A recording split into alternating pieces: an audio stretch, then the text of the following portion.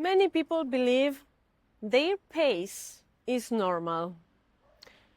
Constantly doing, thinking, planning, working, responding, producing. But often, speed becomes avoidance. Because slowing down might force you to feel what you have been outrunning.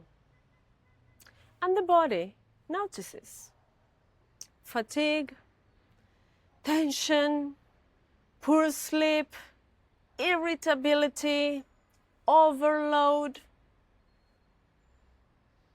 Oof. So this week, notice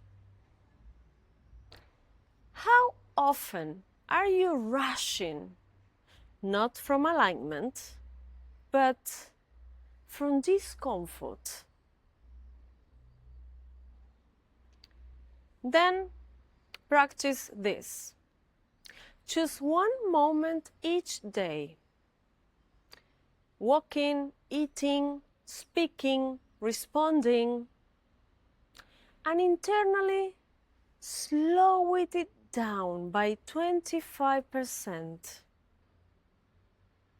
Move slower, speak slower, breathe slower.